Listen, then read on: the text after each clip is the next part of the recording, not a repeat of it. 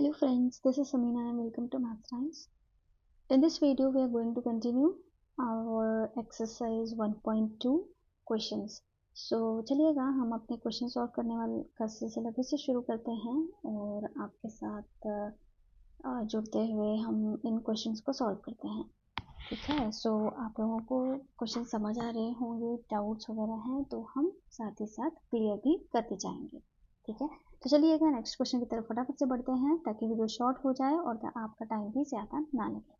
So in the following APs, find the missing terms in the boxes. So we have to find the missing terms which is given in the form of boxes or that might be appear in the form of dashes. ठीक है, dash भी दे सकता है या फिर box भी दे सकता है जो कि आपको मिसिंग टर्म्स रहेंगे, वहाँ पे कोई वैल्यू दी नहीं जाएगी, वो वैल्यू आपको फाइंड आउट करनी पड़ेगी। चलिए फटाफट से फर्स्ट क्वेश्चन की तरफ बढ़ते हैं जो कि है 2 and then box and then 26। मैंने ले लिया था, अभी मैंने ले लिया है। चलिएगा देख लेते हैं हम फर्स्ट क्वेश्चन को। सो विच इज 2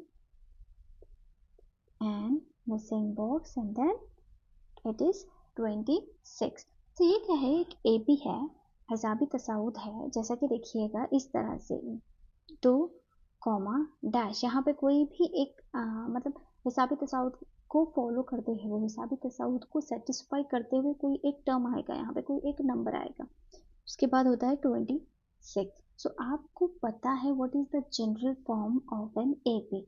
सो आप बता देंगे कि जनरल फॉर्म क्या होता है, A1, A2, A3।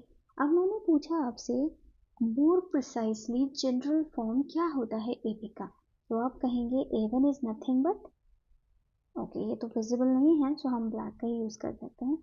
A1 को हम A लिख सकते हैं एंड A2 को in terms of A and B A जमा D, देन A3 को in terms of A B A जमा 2D। सो इतने आई मीन बेसिक नॉलेज अब तक आपको आ चुकी होगी क्योंकि हम अब तक बहुत सारे वीडियोस देख चुके हैं।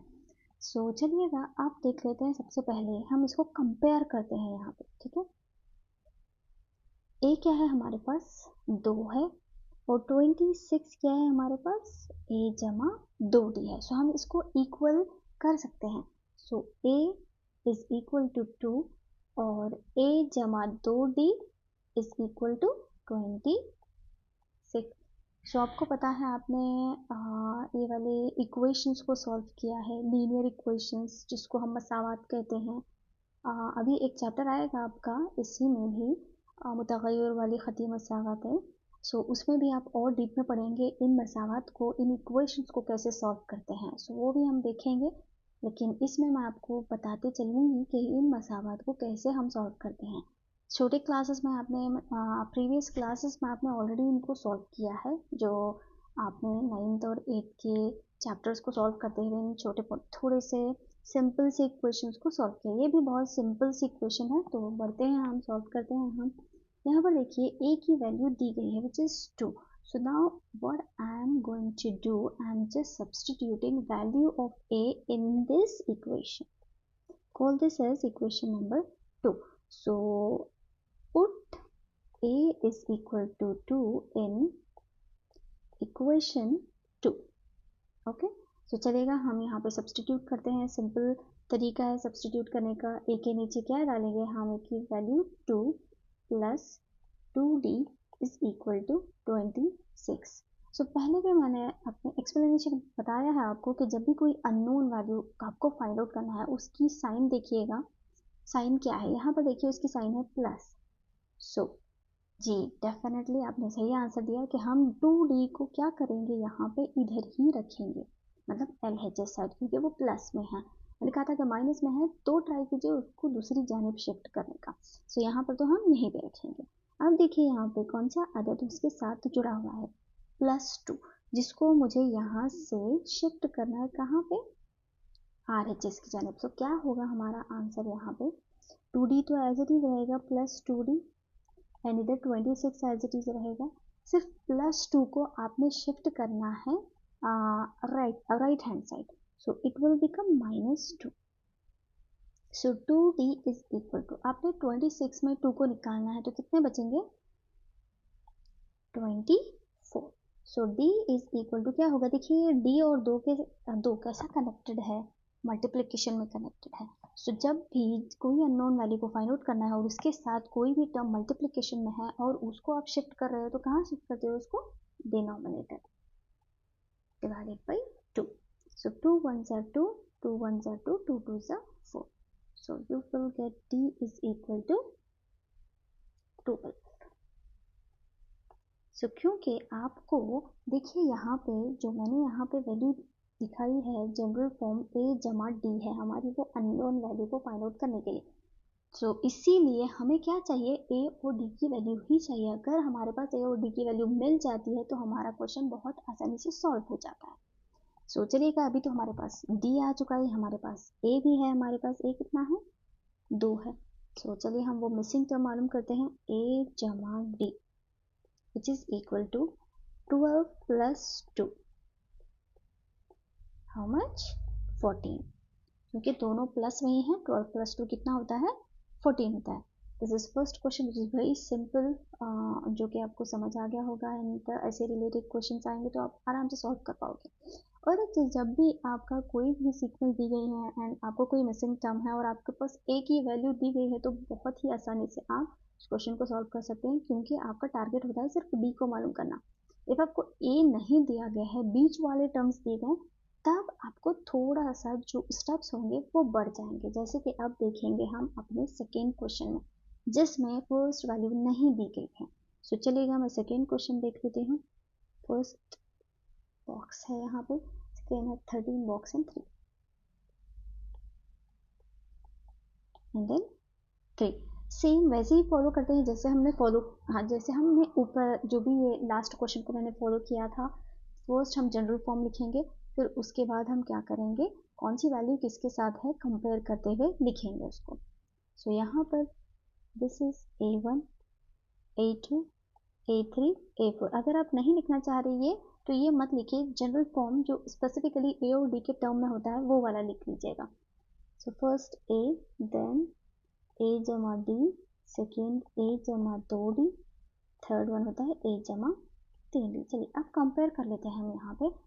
a जमा d जो है यहाँ पे क्या है, मिस है, सॉरी a जमा d की वैल्यू गिवन है, मिस क्या है यहाँ पे a की वैल्यू, ओके a की वैल्यू क्या है यहाँ पे मिस है, और a जमा d की वैल्यू कितनी है यहाँ पे 13, और a जमा 2d है यहाँ पे मिस, जिसको हमें मालूम करना है। और एक वैल्यू दी गई हमें a जमा 3d which is equal to 3। So आपने इन ऐसी मसावात को भी सॉल्व किया होगा अपने प्रीवियस क्लासेस में। जब भी कोई हमजाद मसावातें आती हैं, कोई 2 लीनियर इक्वेशंस मिलती हैं, सो आपको कोई एक अननोन वैल्यू फाइंड आउट करनी है, तो आप कैसे फाइंड आउट करते हो उसके रूल्स और रेगुलेशंस भी आपको पता होंगे।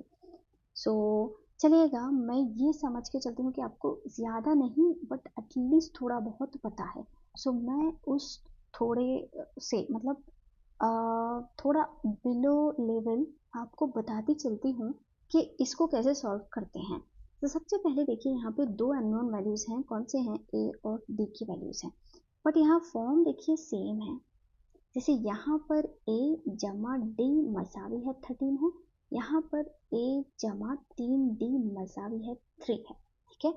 यहाँ पर क्या हो रहा है, ये जो a है यहाँ पर आप सब्ट्रैक्ट कर सकते हो, a और a को नेग्लेक्ट कर सकते हो, मतलब आप इसको कैंसिल कर सकते हो अगर हमने सब्ट्रैक्शन का रूल यहाँ पे फॉलो किया तो। सो जब मैंने इसको सब्ट्रैक्ट किया तो क्या होता है, a कैंसिल हो जाता है और हमें मिल जाता है d की वैल्यू। लेकिन कभी कभी क्वेश्चन में क्या होता है, बट मोस्टली AP वाले क्वेश्चंस में हमें a रहेगा ही रहेगा और आराम से हम उन मसावात को कैंसिल कर सकते हैं। डिफ़िकल्ट तब होगा तब ये a और e क्या होगा, कब कोई a में रहेगा या फिर 1a रहेगा और सेकेंड वाला रहेगा 3। सो इसको आपको इक्वल करने के लिए, ये भी 3a होने के लिए आपको क्या करना पड़ेगा, इस वाली इक्वेशन को 3 से मल्टीप्लाई करना पड़ेगा ताकि वो दोनों इक्वल हों। ए को भी इक्वलाइज कर सकते हो, आप डी को भी इक्वलाइज कर सकते हो, चॉइस इज योर। बट यहाँ पर ऑटोमेटिकली इक्वल है, इसलिए मुझे किसी को किसी से मल्टीप्लाई करने की ज़रूरत नहीं है। तो चलिएगा बढ़ते हैं, हम इसको सॉल्व कर लेते हैं। मैं सबसे पहले 1 बाई 1 डाल देती हूँ इसको। First is a plus D is equal to 13, second is a plus 3d is equal to 3। इसी वे क्या होता है, ठीक है, यहाँ पे क्योंकि सब्ट्रैक्ट करते हैं तो अलामतों को अलामतों से ज़रब देना पड़ता है। सो वो सब भूलिएगा, आप उस तरह मत सॉल्व कीजिएगा, जो मैं स्टेप बता रही हूँ उस तरह फॉलो कीजिएगा। देखिए ये जो नीचे जो भी आप इक्वेशन डालोगे, ठीक है, उस इक्वेशन में साइन देखिएगा, ठीक है, जो आप अलामत देख रहे हो कौन सी है, फर्स्ट के साथ प्लस है, सेकंड के साथ भी प्लस है, थर्ड के साथ भी क्या है, प्लस है। सो आप इन अलामतों को चेंज कर लीजिए, क्योंकि हम यहाँ क्या करेंगे, सब्ट्रैक्ट करेंगे। ये बन जाएगा माइनस, ये बन जाएगा माइनस, ये बन जाएगा माइनस। इफ सपोज कोई क्वेश्चन आया जिसमें माइनस है ऊपर, सो वो माइनस जाके क्या बनेगा, नीचे प्लस बनेगा, ठीक है। बहुत सिंपल सा तरीका है इसको सॉल्व करने का। सो ये प्लस और ये ब्लू वाले कलर का हम अब कंसिडर करेंगे। इमेजिन कीजिएगा कि ऊपर जो ब्लैक में लिखा है वो नहीं कंसिडर करें, हम अब ब्लू वाला कंसिडर करें। सो प्लस और माइनस क्या हो जाएगा, यहाँ पे कैंसिल हो जाएगा। Plus 1d and minus 3d कितना होगा, यहाँ पे एक प्लस में एक माइनस में, ऑब्वियसली आपको सब्ट्रैक्ट करना है। 3 में से 1 निकालिएगा, कितने बचेंगे यहाँ पे, 2d। बट अलामत का भी यहाँ पे ख्याल रखिएगा, कितने हो गए यहाँ पे, मनफी, मनफी की अलामत लगेगी, मनफी 2d मसावी है। यहाँ पर देखिएगा जमा 13 है और मनफी 3 है, यहाँ पर भी आपको क्या करना पड़ेगा, सब्ट्रैक्ट करना पड़ेगा। So it would be 10 and sign is plus, okay.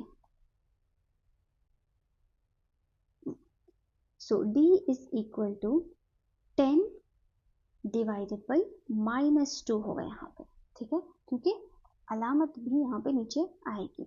सो 2 1 जा 2, 2 5 जा 10, सो d इज इक्वल टू -5। सो हमें यहाँ पे मिल गई है d की वैल्यू। अब हमें फाइंड आउट करनी है a की वैल्यू। सो a की वैल्यू फाइंड आउट करने के लिए आपके पास बहुत सारे इक्वेशंस रहेंगे, मतलब 2 इक्वेशन मिलेंगे, लेकिन अगर आप मल्टीप्लाई करते हुए भी इक्वेशन हासिल करते हो तो 4 मिल जाते हैं आपको। सो यहाँ पर हमारे पास 2 इक्वेशन है। सो इन दोनों इक्वेशंस में से किसी भी एक इक्वेशन में आप वैल्यू सब्सटीट्यूट कीजिए d की, आपको a की कीमत मिल जाएगी। जैसे यहाँ पर देखिए a जमा 3d मसावी है 3 है, a जमा d मसावी है 13 है। सो मैं इन दोनों में से किसी भी एक इसमें, इसको मैं इक्वेशन नंबर 1 नाम दे देती हूँ, ठीक है। सो अब हम यहाँ पे लिखते हैं put d is equal to -5 in equation 1। सो यहाँ पे देखिए d की वैल्यू हमारे पास आ गई है -5। अब मैं इक्वेशन नंबर 1 में पुट करती हूँ a plus 3d is equal to a plus 3d is equal to 3। तो चलिएगा a जमा 3 ज़रब d की वैल्यू कितनी है हमारे पास, -5 मसावी है 3। सो a यहाँ पे क्या होगा, मुस्बत मनफी हो जाता है, मनफी 3 पंजे होता है 15, 3 5 होता है 15 विच इज इक्वल टू 3। अभी हमें a की वैल्यू फाइंड आउट करनी है। सो a प्लस में है तो यहीं पे रहेगा, विच इज इक्वल टू 3 भी यहीं पे रहेगा। -15 को हमने शिफ्ट करना है RHS की जाने, so it will be 15 plus 15। So a is equal to 15 plus 3 16 17 18। So a की वैल्यू आ गई है 18 एंड d की वैल्यू आ गई है -5। सो अब हम आसानी से अननोन वैल्यूज फाइंड आउट कर सकते हैं जो कि हमारे पास हैं। कौन सी है, देखिए मैंने यहाँ पे क्वेश्चन मार्क डाला है। a की वैल्यू तो हमारी आ चुकी है, a जमा 2d की वैल्यू फाइंड आउट करनी है। सो a जमा 2d सब्सटीट्यूट कीजिएगा, यहाँ पे a की वैल्यू है 18 जमा 2 ज़रब d की वैल्यू है -5, 18 मुस्बत मनफी क्या होता है यहाँ पे, मनफी 2 5 होगा 10। अभी आपको यहाँ पे सब्ट्रैक्ट करना पड़ेगा क्योंकि प्लस में है और एक है माइनस में। सो 18 माइनस 10 कितना होता है यहाँ पे, +8। सो हमारे पास आ गया है यहाँ पर, देखिए ये वाली वैल्यू आ गई है +8 एंड फर्स्ट वैल्यू आ गई है a, एक दफ़ा मैं रीचेक कर लेती हूँ, a is 18। So this is 18, 13, 8 and 3. So these are the missing term given in that equation.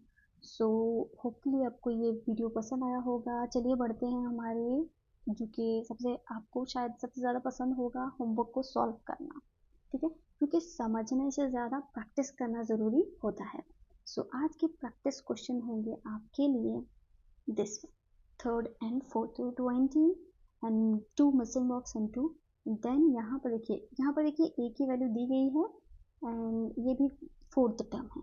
So easily आप ए की वैल्यू सब्सटीट्यूट कीजिएगा इस इक्वेशन में, जो आपको मिल जाएगी 1 जमा 3d इज इक्वल टू 2. इसमें आप ए की कीमत दर्ज कर दीजिए, आपको डी मिल जाएगा.